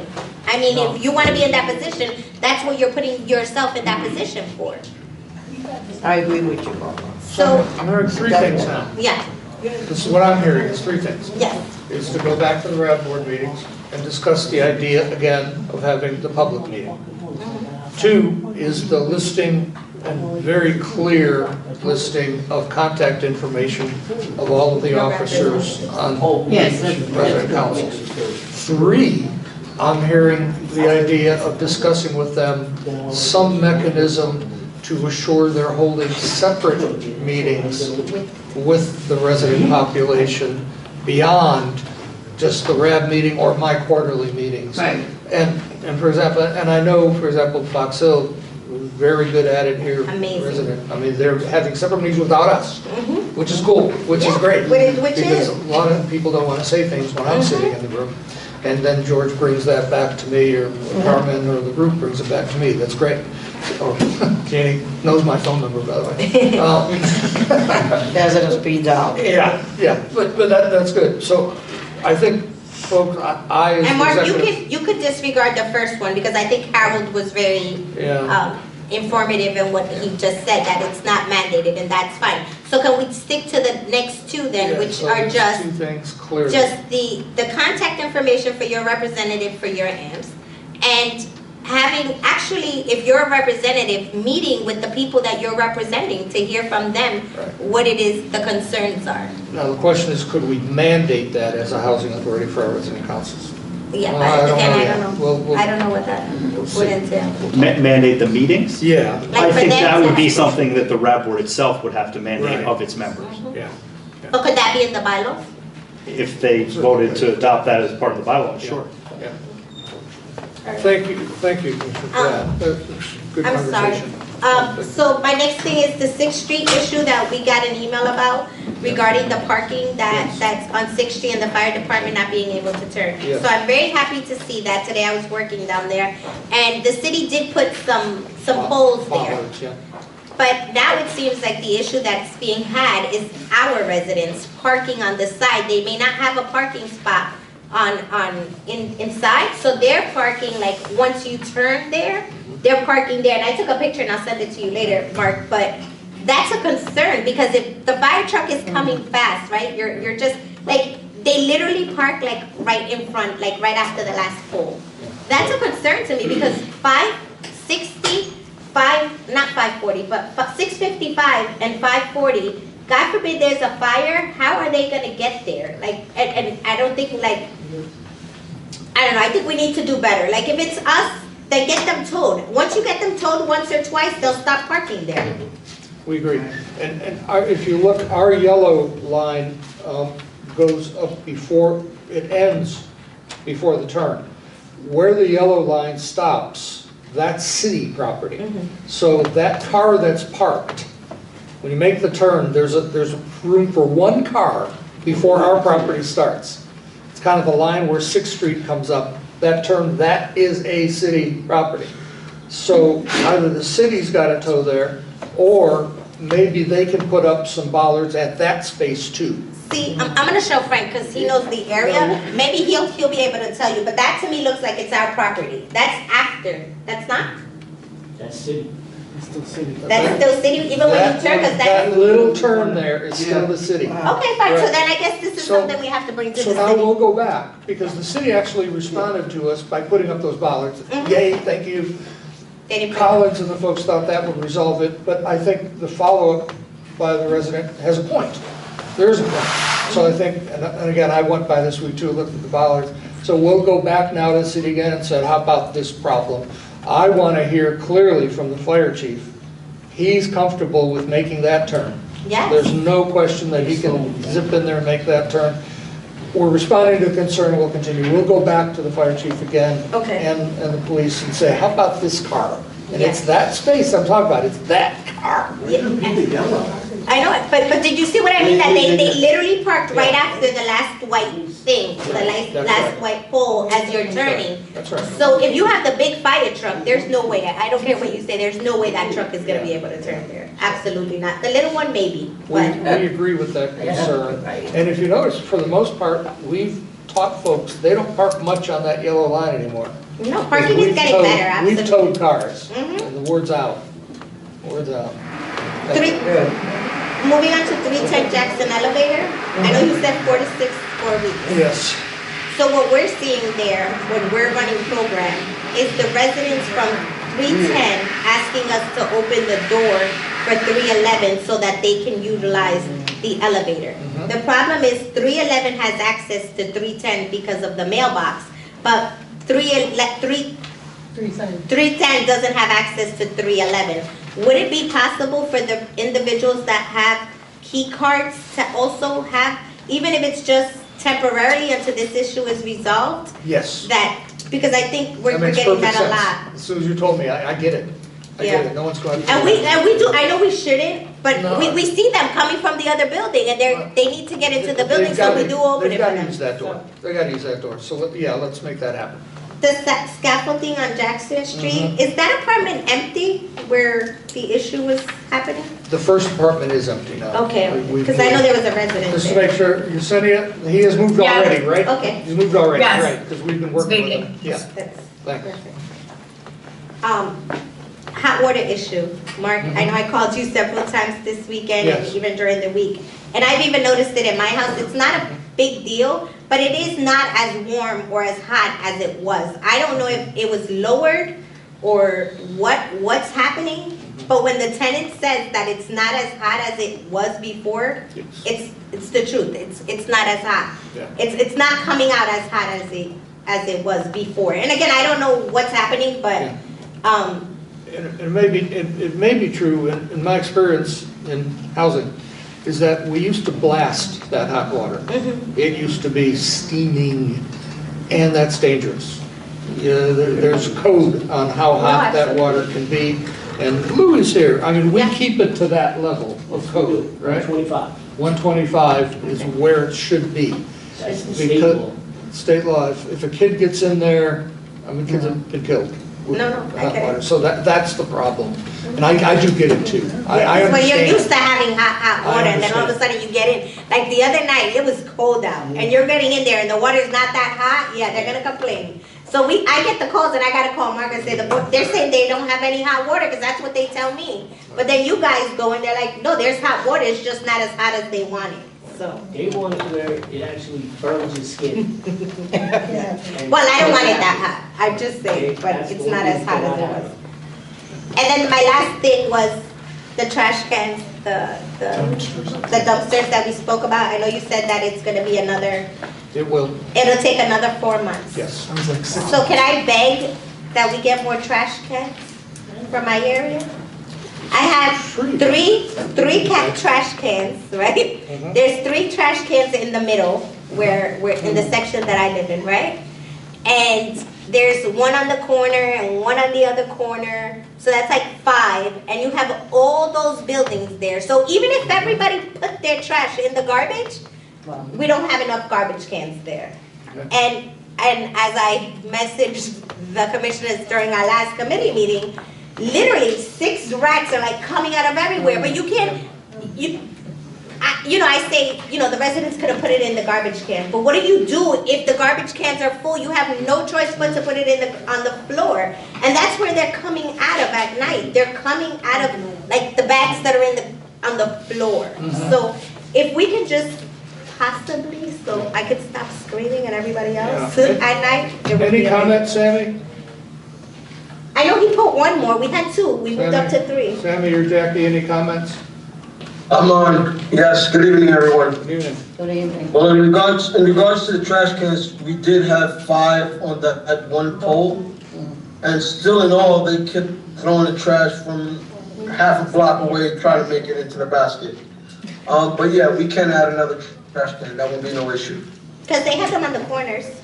Yeah. We have them on the corners to try to prevent the residents from the 208 and 210 from throwing to fill it the ones, but they're still doing the same thing. They throw it, yeah. All right, we'll add another trash can. There's no biggie. Maybe more than 1? Yeah, please. Like maybe 2. Well, there's 4. There's 3 now. 3. Yeah, right. We have 5. We took 2 away. We'll 2 put on the one back. corners. No, there's 2 on the corners, so that would be 5 for that whole area. But if we put 5 in the middle, it would be 7 for that entire block. I think that would be maybe enough, right? Let's try it. I don't know. I'm just tired of screaming at you. Yeah. Edwards, you'll see the price on the trash Edwards, cans. please, please, please, I'm begging you. We'll go out and take a look at it. We'll go take a look at it. I love it though. Everybody's like, oh God, he's gonna see it. Well, you know why, if you see them. It's me complaining for the trash cans, okay? I wouldn't want, in the back of my building for a period of time with all the construction, I used to come home at night and see rats running back and forth, and I know it is not a pleasant experience, so. It's not. That's all my concerns. Commissioner Edwards, I know you had questions, I concerns. have a couple, if it's anybody else. Anybody else? I do, I'll wait for last. You sure? Yeah. Okay. My comments are all about the new tenant accounts receivable. Thank you for doing it. This is a great step forward. And I need to think about this, but I guess I would start first of all,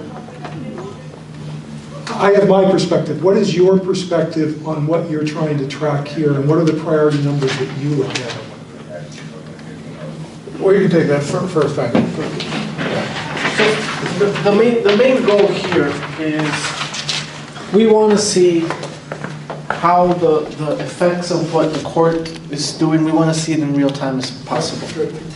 And as you can see, it just jumps out on the graph. Maybe when we look at it as we're so used to looking at this, and when you look at numbers, it doesn't stick out. So thank you for asking for a graph, because once you see it as a graph, you see the outlier. You see that okay, we see the movement, and the whole thing is that with the things that are going to be happening in court, we should see this number, the top line disappear.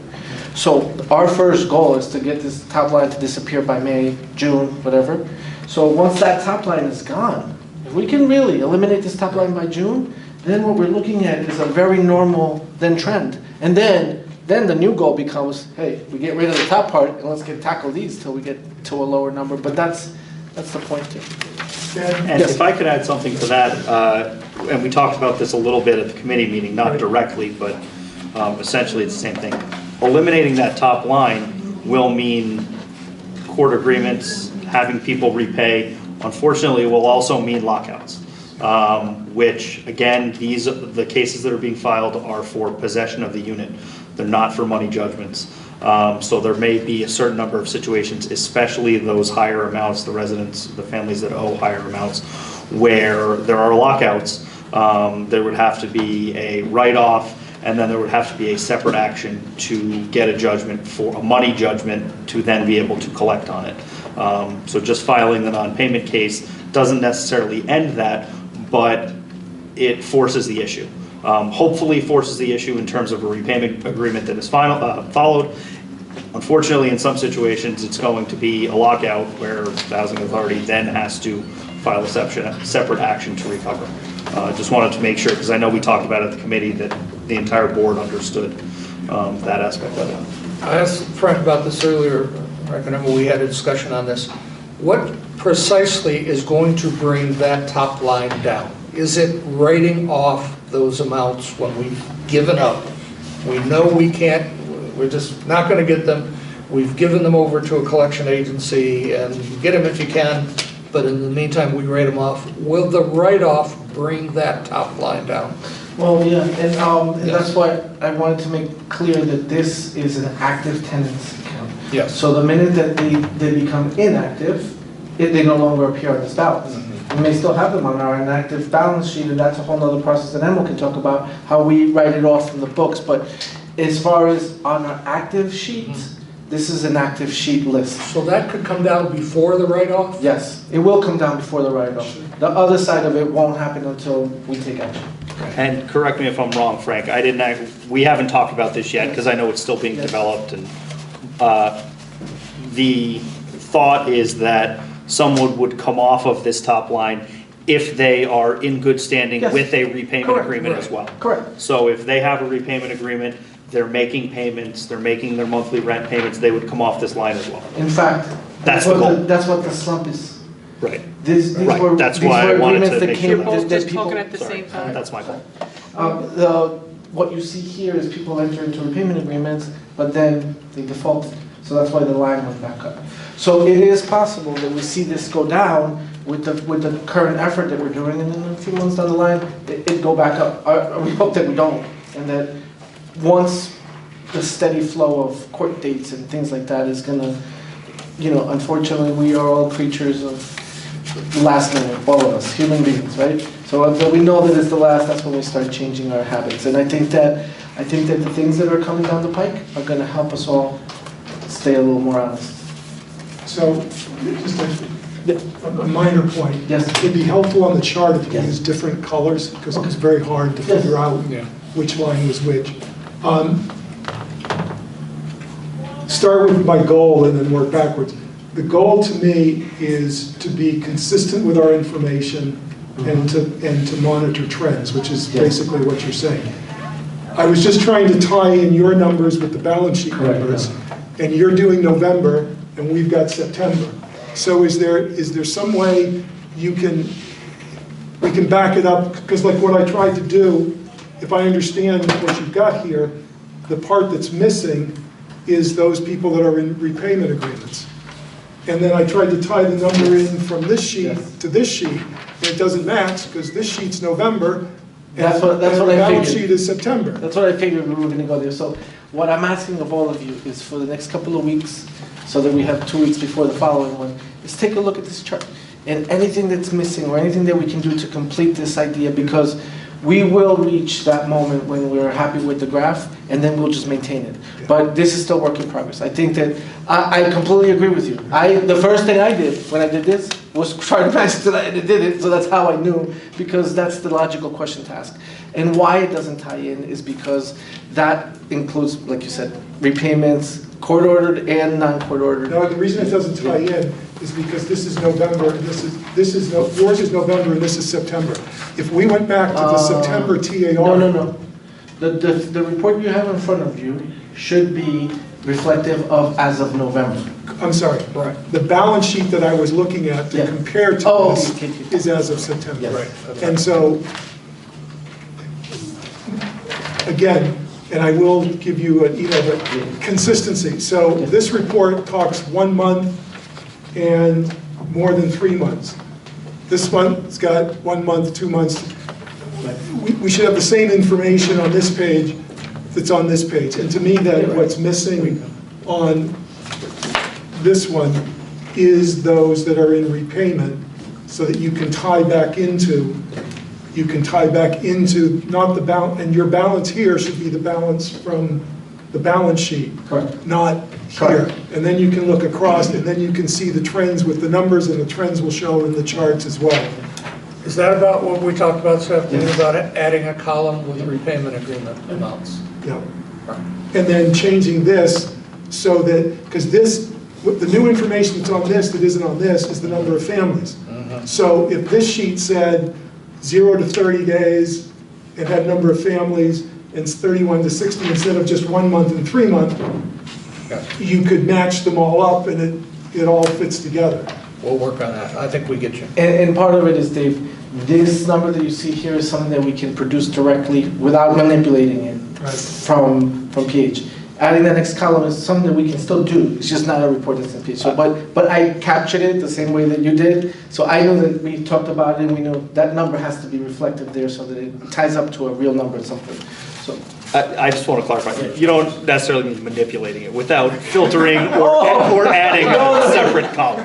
Yes. Manually adding a separate column. Bad word. And then my last thing on it, and talking to the Finance Committee, I would love then Emil to tie this in to when we put things on allowance for bad debt and when we start writing off things. So you then capture the entire flow.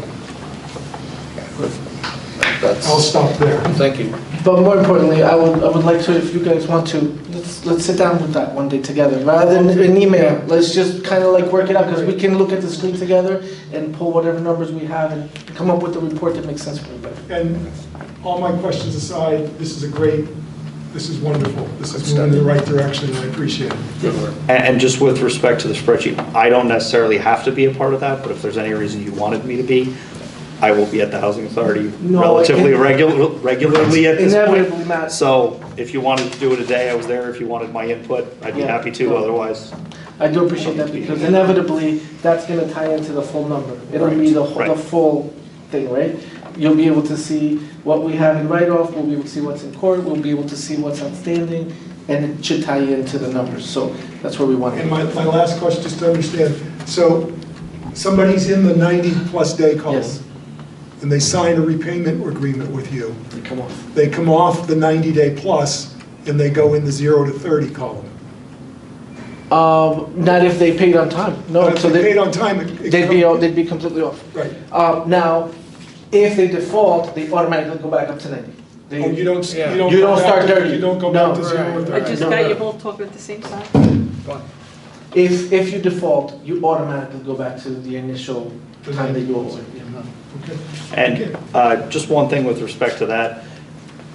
The law requires that if someone does not pay rent in a given month, they be given what's called usually a 30-day notice. So you will never see a time when those 0 to 30 are in court. There will never be a complaint. So everything that's in court when we get back to the regular schedule, hopefully by the middle of 2026, would be at the very least someone in that 31 to 60 day range, just for understanding on that. And my last comment, until I have another last comment, is this is something a bank will spend a lot of time looking at and understanding, because it's such a huge number. So getting it right and accurate. Absolutely. I want to give you a great anecdote on the 30-day notice. Is that last year, beginning of last year, HUD put out a notice saying that housing authorities had to give residents a 30-day notice.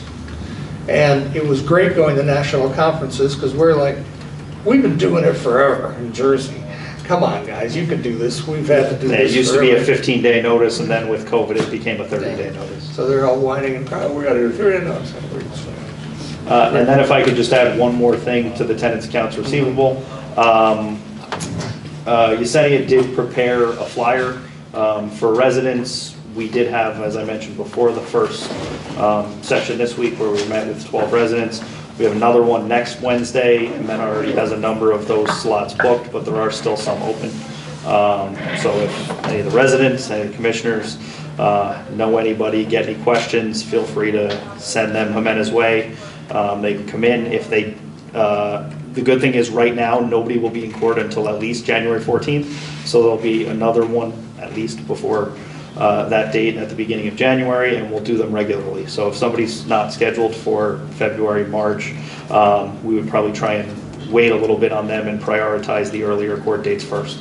But if anybody gets these complaints and starts asking questions, you can send them Jimenez way, and hopefully they'll come in and meet before they get to court, which will save us a lot of time and effort on the day of court. And I thank you guys, because I know I asked for information to give to the advocates, and that has been disseminated amongst our advocates, that, you know, when we're having residents come in with those issues, to contact you guys to set up an appointment with you guys so that you guys can speak to them. And Amanda did a great job even the first time on relatively short notice getting, I think 14 scheduled, 2 had issues come up, but 12 And we've families also came in. put it up in our office. We have a computer lab that the residents come in and use. So we put it up on the wall so that they can, you know, sometimes they're embarrassed, they don't want to talk to you about it. So at least the information is there and they can talk to you guys and call you guys directly. So we're trying to get the word out as well. Does Commissioner Edwards have any last? If not, I'd like to say something, just to, 2 things, I've got 2 things for you, Senny. Did you have something? Carmen Vega has Yeah, I know something? Carmen has, but we're on this No, topic. yeah. No, and of if you don't course, mind, by all means. Because Yesenia is still on, I just want to acknowledge Yesenia on her work. Frank's presenting tonight, but Yesenia has done a lot of the background work and all that work that Yesenia is pushing along with her right-hand person, Jimena, to get this done and do that. So I just wanted to make sure that was there. And I guess I wanted to ask her, Yesenia, do you have any other comments on that before I have one more question for you? No comment. Okay. Thank you. Now, Yesenia, you just texted me. Do you have some news on the police and fire on the turn on 6th Street? Collins is going to send an email to the city to see if they can add more of those. I'm not even gonna try to say that word. Bollards. Yeah, they're gonna add more of those because our property stops at the yellow, where the yellow stops, that's where our property stops. So then anything after that is the city. So he's going to email to see if we can add a couple more. So we'll try that first. That'll be our first, and Colin's already on it, Yesenia's already on it. So thank you. I just wanted to bring that up, so thank you. Okay, well, I just want to talk about Fox Hill, because that's where I resign, and there's issues that have occurred. I got phone calls, and George also got complaint. First of all, I want to say that the security lady that's there at night, she's fantastic. They're always on point. I want you to know that the new security, they're doing well. Because she passes on my floor, and my ringer goes off, and I see when she's coming back and forth, and she's very friendly. I know that a notice was sent out advising, I do have it here, which states that the security, you're not supposed to, they just don't want you to engage with them as far as having conversations. Basically, it was residents not to hang out around security guards and have long conversations. Well, I agree with that, but I also feel that if there's a particular person or persons, people involved that are doing this, then it should be addressed with them, not the whole, because I'm gonna come in and I'm gonna stop and have a little conversation with her, because she's a very nice lady. And I want you to know that we have better security, and she does her rounds and everything. All I'm asking is a little chair that is more comfortable for her. You know, I don't ask for a lot, but just a little chair that, maybe one of these, something comfortable that I could sit there. We don't want them too comfortable. Well, no, I understand that, but, just keep that in mind, I'm just glad to hear that we don't have complaints.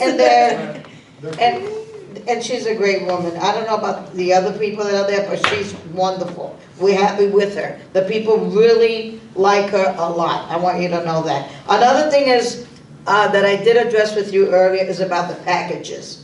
I'm gonna be very honest, and, telling people that if they open the door for packages, UPS, whoever's coming in with them, not to open the door, well, I'm gonna be honest with you. I guess I'm gonna be written up because I'm definitely gonna open the door, especially it's the holidays. A lot of people put orders in and they're waiting for them. So we have to find a way that we had a conversation that perhaps we could try to address this issue that is going on with the packages and all that.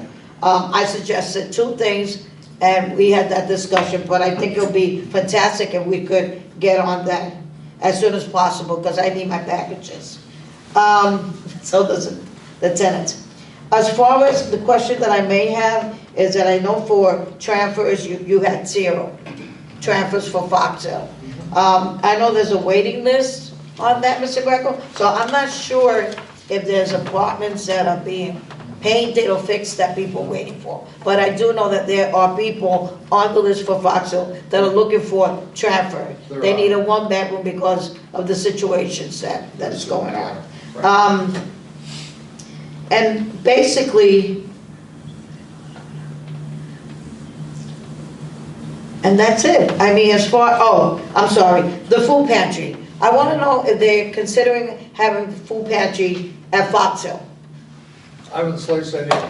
Okay, well, that's something that we have to look into, because it'll be easier for the tenants to come downstairs and get something and bring it back up, being that the other buildings do have it, but I've been fighting for that, for Fox Hill to have that. So that's something that we may look into as well. As far as the rep board, as far as the George goes, I mean, he has a great team. He has, like I told George, this is about doing better for the tenants. This is never competitions with anyone. You're competing against yourself in the sense that you want to make it better and better each year. If you go to Fox Hill right now, Barbara, you will take pictures. You will take pictures. They have a beautiful fireplace that they did. George has decorated. I know they had another issue that I want to discuss, Mr. Recco, is that they had 2 benches. And those benches were only there just to take pictures. I mean, George will address that with you.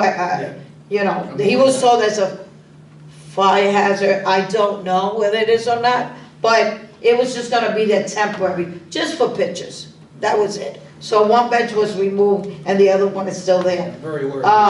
No, I understand, Mr. Recco. If you say that there is. And basically, I'm very proud of Fox Hill because it has gotten better. The building is painted. It is so wonderful to walk through those buildings, to the building and see the paint, how wonderful it looks. It really does. They just got to finish up the board on the floor. That's about it. But it's much cleaner. The floors, wow.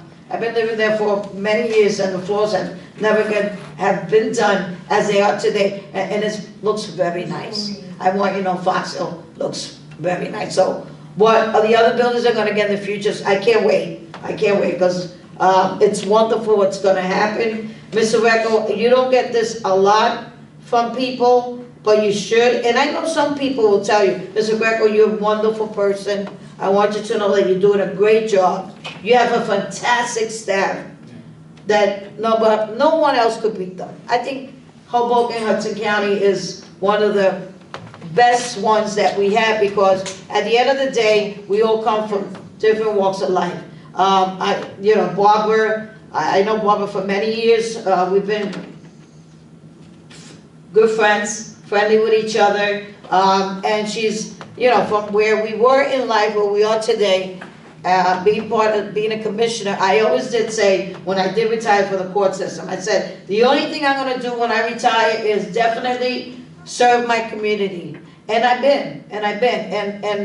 do it because we all in this table have hearts and we compassion for what we do. And many times it's not told, or we don't need to be told. We know who we are, but we do it with the heart very open. Then I know if I call you, you answer. If I call Frank, he answers. You know, Lourdes answers. I mean, I might have to ask the same question 20 times, but you know, Angel's helped me. Angel's here. He's helped me with my laptop. You know, getting information. I mean, you do need to be told. I know. As far as keeping the building in order, Danny's there. You know, the other guy that works for him, I can't think of his name, Damien. He's wonderful. You know, and I know about Louis because Louis is in another building. He thinks I don't know, but I do know because he's in that building where my cousin's at. And you know, as far as being told, Mr. Recco, you do have a great staff, and I think that the staff that is online right now, you're wonderful. Thank you for doing everything that you do, and continue doing it because we do it with a heart and an open heart. So thank you, and have a happy holiday, everyone. Have a Merry Christmas, Feliz Navidad, and a Happy New Year to everyone. Thank you, Carmen. You could not have said it better. I agree with you on everything that you said on the staff. As far, I feel sometimes we're not always happy, right, with the things that go on. But overall, I do think that we do have an amazing staff. They work hard, and so we're proud of you. I know I personally am, and I'm pretty sure this board feels the same way. Carmen, you brought up the issue about the food pantry. If the community food pantry cannot do a site there, I don't know if you're aware, but Hope's does have a food pantry here in the Housing Authority at 532 Jackson. Anyone is welcome to go in there and get food at any time during our operating hours. And if you have a senior that cannot come to us, if you get me the information, we will deliver the food to them. I know that I worked with Commissioner Rodriguez on a few here in this building. And again, this is open to anyone. Anyone in Hudson County, not just here. So. Is there a reason why FOSIL, they can't do it there? We don't go to the sites. The community food pantry is the one that we. The place that would serve Fox Hill is 1300 Washington Street, so it's not too far away from Fox Hill. But it's far away for a senior to get there, that's the problem. Yeah. Because I used to be honest, I had a list of people that I would drive with my vehicle, pick up and deliver to them. Yeah. When I was president there. Yeah. So that's what I was doing. I don't know what they're doing now. Yeah. So it's something that you could discuss with the back group and see how they could work that. You know, I'll be more than willing to use my vehicle for that, if need to. I don't have a problem. Yes, Becky? I just want to jump in. I've had a conversation with Jen, and they are unable to do the food pantry on. I'm sorry, you're out. I'm sorry, Becky, you gotta talk into your phone. You're hard to hear. I'm sorry, can you hear me now? Yes. Okay, great. So I've had the conversation with Jen from the food pantry about Fox Hill, and unfortunately, they're unable to do it up there because they have the 13th Street location. But Carmen, resident services could work with Fox Hill and get me a list of the people. I'll work with you and Lydia and George on getting a list of those people that are in need, and I will deliver it. Thank you. No problem. See, you have a great staff. Yeah, and that's a natural between us and our resident council. For the resident council, maybe to help delivery, maybe we can use one of our trucks to bring the stuff over, and then you guys take it over, and something like that. So let's talk some more, but thank you for bringing that up. Happy holidays, everyone. Yes. Yes. Close. All in favor? Aye. Great, thank you all. Best staff in the world.